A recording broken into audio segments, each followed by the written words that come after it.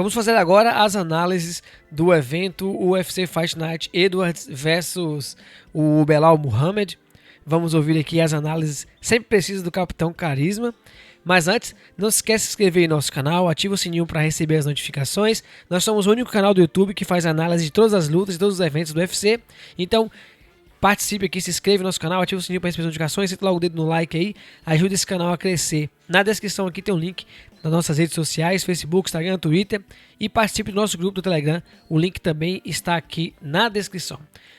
Se você quiser ajudar o nosso canal aí para continuarmos fazendo esse trabalho, na descrição aqui tem um link para você ser apoiador do nosso canal e você receberá o palpite de todas as lutas, de todos os eventos do UFC, apenas R$ 12,90 por mês. Ajude aí o nosso trabalho, contribui com o nosso canal.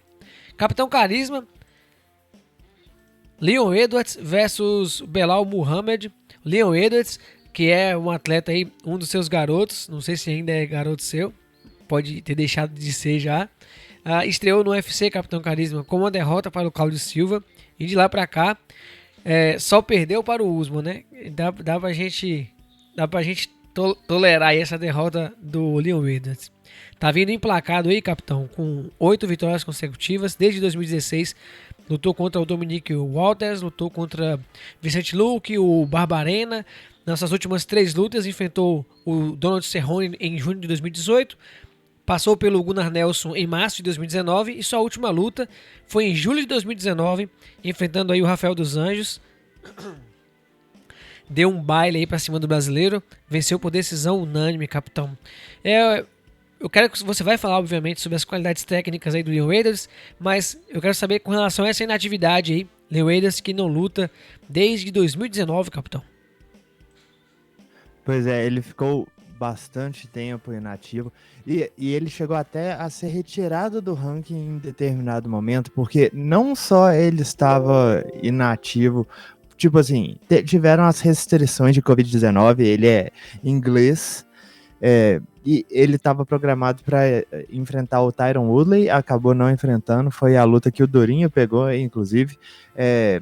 E aí o que acontece é que depois disso, o Edwards começou a recusar muitas lutas. Ele recusou a luta contra o Stephen Thompson, ele recusou a luta contra o Colby Covington, e o UFC não gosta muito disso, sabe? O UFC não fica feliz com esse tipo de coisa. Até, tipo, essa questão da recusa da luta contra o Stephen Thompson, quando o Edwards já estava há mais de um ano sem lutar, e o Edwards postou no Twitter: não, você vai lutar com o Chimaev, Thompson, eu vou para a disputa de cinturão. Mas tipo, ele nunca chegou a vencer uma luta que garantisse para ele a disputa de cinturão. Ele meio que estava querendo se bancar na sequência de vitórias, que realmente é uma sequência bem grande de vitórias, acho que é a segunda maior da categoria inteira, só atrás do Usman.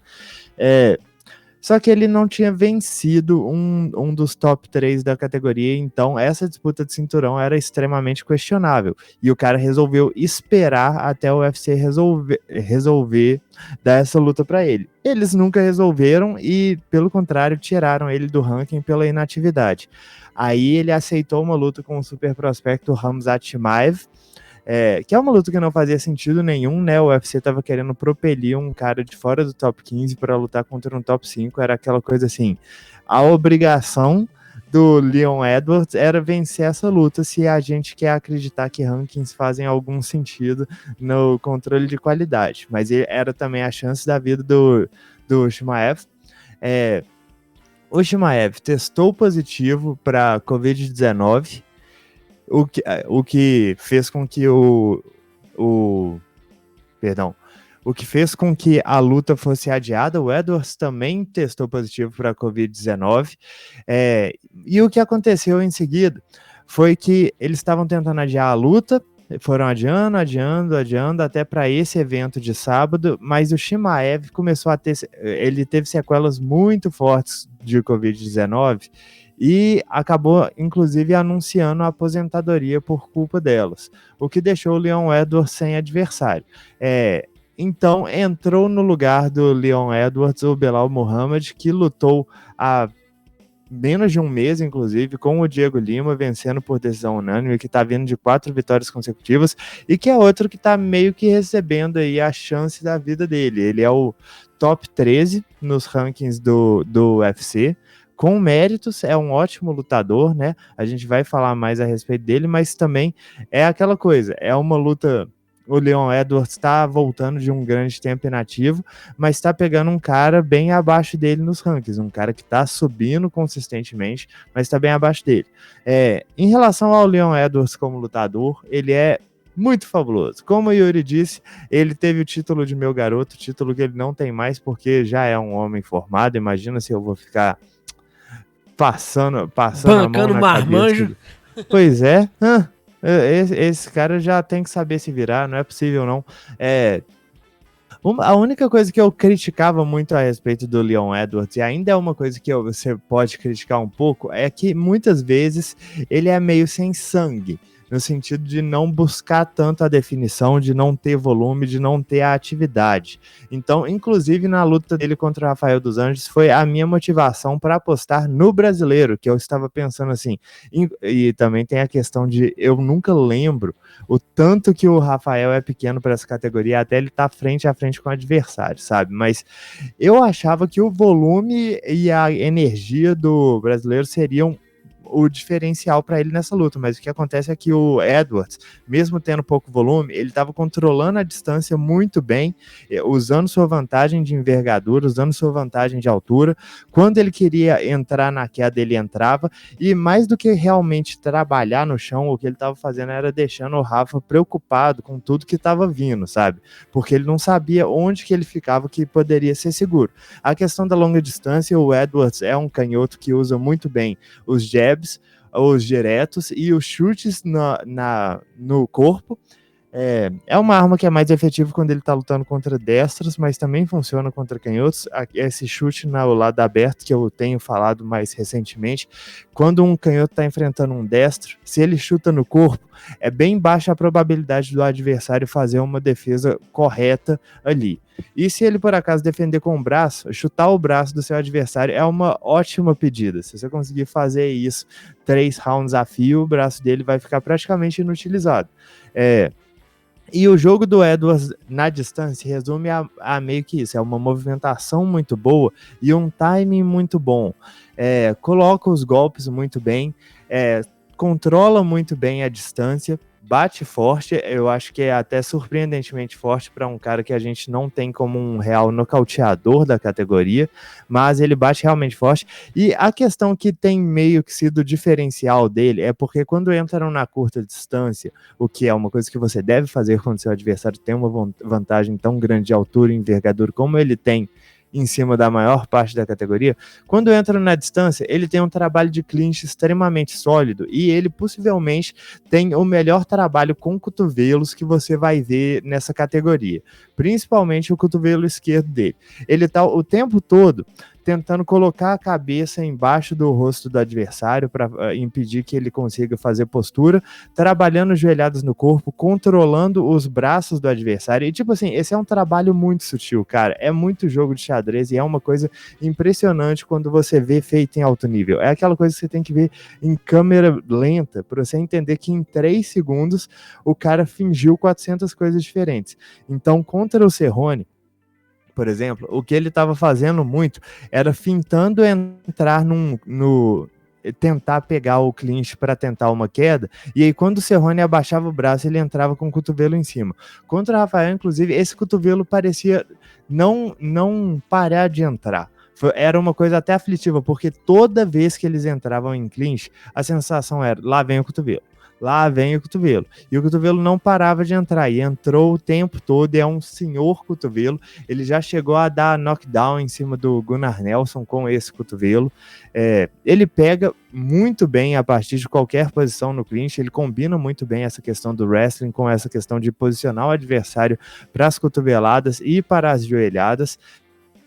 E mixando isso, deixa o adversário bem perdido, né? Porque o adversário não sabe se ele protege o rosto ou se ele tenta proteger os quadris das entradas de queda. Quando ele tenta fazer um, o Edwards vai no outro. Quando tenta fazer o outro, o Edwards vai no primeiro. E no chão ele tem um jogo de jiu-jitsu bem sólido, bem consistente. Não tomou atraso até o momento, mesmo lutando contra caras extremamente decentes, como o Gunnar Nelson, como o Donald Cerrone, como o próprio Rafael dos Anjos. Ele consegue levar a luta para o chão com bastante facilidade, tem uma porcentagem alta de quedas conseguidas dentro do evento. Não é um cara que vai tentar quedas o tempo todo, inclusive ele prefere ficar na trocação, ele tenta a queda se for conveniente para ele, mas é extremamente efetivo fazendo esse tipo de jogo também. É um lutador muito completo, sabe? E realmente a única coisa que eu tenho para falar de mal a respeito dele é essa questão dele não ter muito volume, dele não ter muita vontade de terminar a luta, e isso às vezes passa a impressão que se ele encarar um oponente que consiga quebrar essa sensação de distância dele, que consiga trabalhar num alto volume, eu não tenho certeza como é que ele vai responder se as táticas normais dele de quebrar o ritmo do oponente, que são o clinch, a queda, as cotoveladas, se elas começarem a não funcionar, será que ele tem um plano B efetivamente? Essa é a coisa que mais me preocupa em relação ao Leon Edwards, mas ele é um lutador absurdamente completo, que inclusive na luta contra o Kamaru Usman chegou inclusive a roubar um round ali, e desde então não perdeu mais. São 8 vitórias consecutivas, entrando nessa próxima luta contra o Belal com favoritismo na casa de apostas, tentando aí conseguir mais algumas vitórias. Acho que ele precisa de pelo menos uma vitória em cima de um top 5 para conseguir a disputa de cinturão. Capitão, essa escolha demais de adversário do Leon Edwards acabou prejudicando ele, né? Se tivesse vencido um dos nomes dados pelo UFC aí, provavelmente já teria disputado a cinta aí. Não sei se o tempo com relação aí por causa do Covid e tudo, mas é bem provável. Só queria deixar a título de registro mesmo aqui o nosso sentimento de pesar aqui. A gente comentou aqui nas redes sociais, tal, aqui nos grupos, mas o Khamzat, né, o Chimaev, que acabou aposentando aí por conta das sequelas deixadas aí pelo Covid-19. É uma pena mesmo, um prospecto absurdo. Bom, capitão, do outro lado a gente tem aí o Belal Muhammad, atleta aí que tem 18 vitórias e apenas 3 derrotas em sua carreira. Só a título de curiosidade mesmo, capitão, só no tempo de inatividade aí do Leon Edwards, o Belal fez 5 lutas praticamente, diferença de poucos meses aí. Sua última luta foi em fevereiro desse ano, venceu aí o Diego Lima, passou também por Lima Gould, Takashi Sato, capitão Curtis Millender. Sua última derrota foi contra o Geoff Neal em janeiro de 2019. O que a gente pode estar esperando do Belal Muhammad aí, capitão? O que ele vai estar trazendo de armas aí para enfrentar o Leon Edwards? Pois é, a coisa curiosa é essa, que praticamente toda a sequência de vitórias do Belal Muhammad veio nesse tempo que o Edwards esteve inativo. Praticamente toda ela, acho que só uma luta que foi antes disso.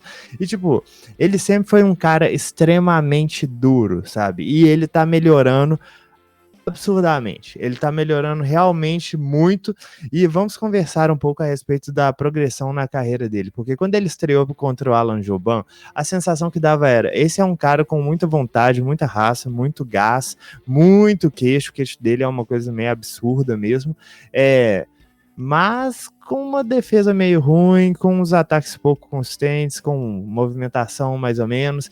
Então o que aconteceu na luta dele contra o Jouban é que o Jouban brincou de contragolpear ali. Brincou, deu uns 40 knockdowns em cima dele. E outra característica a respeito do Belal Muhammad é que sempre parece que se a luta durasse eternamente, ele sairia com a vitória, porque ele tomou uns 50 knockdowns do Jouban nos primeiros 2 rounds e terminou ganhando o último round. Inclusive jogou um volume absurdo de golpes no último round da luta dele contra o Jouban, mais de 130 golpes em 5 minutos. Isso é bem absurdo. E isso que era uma luta que ele tava tomando uma surra, sabe? E isso foi se repetindo consistentemente na carreira dele. O único cara que conseguiu deitar ele e fazer ele ficar lá foi o Vicente Luque, que tem uma das mãos mais pesadas da categoria. E aí o Belal Muhammad, depois disso, começou a usar mais a questão do wrestling dele, porque a trocação dele era bem lango-lango, não era uma coisa que muito extremamente funcional, mas o wrestling dele e o jiu-jitsu bem sólidos. Aí venceu Randy Brown, venceu Jordan May, venceu Tim Means, venceu Chance Recontré, que inclusive é um excelente wrestler por conta própria, e foi lutar contra o meu garoto Geoff Neal. E aí foi o mesmo caso da luta contra o Joban, que um cara com melhores fundamentos técnicos conseguiu acertar mais golpes, conseguiu dar alguns knockdowns, e ainda assim a sensação que dava é que o Belal Muhammad ia levantar, e se a luta continuasse para sempre, ele ainda ia terminar melhor.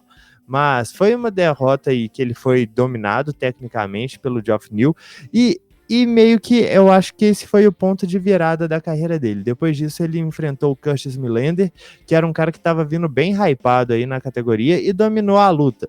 E aí você vê que ele estava começando a ficar com o boxe um pouco melhor, as mãos dele estavam ficando mais afiadas. A luta dele contra o Takashi Sato foi outra mostra disso. A impressão que dava é que ele só estava repetindo as mesmas coisas, mas ele estava acertando um contragolpeador muito bom, que era o Sato, e brincando com o timing dele o tempo todo. Agora, eu ainda achei que a performance dele contra o Takashi Sato foi bem porosa em pé. Foi uma questão da vontade, do volume, da pressão. E não se enganem, esses são fatores que o Belal tem, que ele utiliza muito bem. Só que a questão técnica, você vai ver a diferença mesmo nas últimas lutas contra o Lyman Good e contra o Diego Lima, que aí você vê que ele estava fintando o tempo todo, que ele estava movimentando a cabeça, que ele estava colocando ótimas combinações, que ele estava trabalhando golpes no corpo simultaneamente, que ele estava o tempo todo mudando o nível, fintando as quedas para entrar com golpes, mesmo que as quedas não estivessem funcionando, a trocação funcionava melhor justamente por causa disso. E aí eram uppercuts, eram ganchos de esquerda, prendendo o oponente contra a grade. E a sensação que dava, principalmente na luta contra o Diego Lima, e tipo assim, eu achei que o Diego Lima foi muito bem nessa luta, muito acima da minha expectativa, sabe? Mas a sensação que dava é que ele ia afogar no tanto que o Belal tava sendo ativo na luta, sabe? Ele não deixava o Diego sair da grade, não deixava o Diego ter um segundo de paz ali. E esse meio que é o jogo que o Belal implementa em cima de todo mundo. Aí a grande questão é, até o momento, até os caras que venceram o Belal Muhammad, meio que tiveram que jogar no ritmo dele. Não teve um cara que conseguiu impor o estilo de luta dele em cima do Belal. Os caras que venceram, Geoff Neal, Alan Jouban e Vicente... Eu vou tirar o Vicente Luque dessa conta, porque a luta entre os dois acabou com 80 segundos. Mas Alan Jouban e Geoff Neal, que venceram o Belal Muhammad, eles tiveram que lidar com o volume dele, com as armas que eles tinham. E óbvio, eles são contragolpeadores muito, muito bons e conseguiam fazer isso. Mas ainda assim, eles não conseguiram fazer o Belal Muhammad parar de atacar. Eles não conseguiram diminuir o volume e o ritmo do cara, fazer ele dar 2 passos para trás. Isso que é a grande complicação, porque quando você luta contra o Belal Muhammad, você pode ser melhor tecnicamente, você pode ser mais forte fisicamente, mas você vai ter que lidar com ele o tempo todo, sabe? Se forem 3 rounds, vão ser 3 rounds que ele vai estar na sua cara até você dar um jeito de tirar ele, e você vai ter que continuar tirando ele praticamente a luta toda. Eu não espero realmente que nocautes fluam contra um cara como o Belal. Até o momento ele demonstrou um queixo muito absurdo, mesmo com essa derrota por nocaute contra o Vicente Luque. Não tem tanto poder de nocaute, mas ele não precisa mesmo, porque o diferencial dele é a questão do volume, é a questão da intensidade, e mostrou um solo até o momento bem decente. É tipo assim, ele estava subindo consistentemente nos rankings com essas últimas vitórias. Todos os nomes que ele enfrentou recentemente são bons lutadores. E agora ele está indo para a chance da vida dele, e é uma situação que o UFC gosta. Ele adora lutadores que se dispõem a pegar a bucha em cima da hora, e o Belal não só é isso, mas é um lutador que está sempre disposto, sempre entrega. É o tipo de lutador que o UFC ama. Bom, se você está gostando aqui da nossa análise, deixa logo o seu like aí, comenta aqui embaixo quem você acha que vai vencer essa luta e de que maneira que ela vai acontecer, vamos debater aqui em nosso canal. E se você quiser receber os palpites sobre essa luta, aqui na descrição tem um link, receba aí, além dos palpites, a análise do Capitão Carisma quanto ao seu palpite aí. Bom, capitão, o Leon Edwards tem 29 anos, atleta novo também. Tá pegando o Muhammad que tem 32 anos. Leon Edwards tem 1,88 de altura contra 1,80 de seu oponente, ambos da mesma categoria. O alcance do Leon Edwards é um pouco maior, capitão, 5 centímetros. Leon Edwards canhoto, seu adversário destro.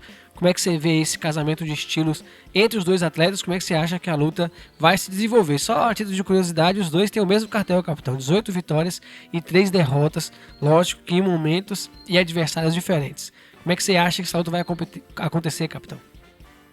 Essa, na verdade, eu achei uma curiosidade bem interessante, porque eles não só têm o mesmo cartel, mas eles têm um número de lutas dentro do UFC bem parecido. Eu acho que eles têm 12 lutas, os dois.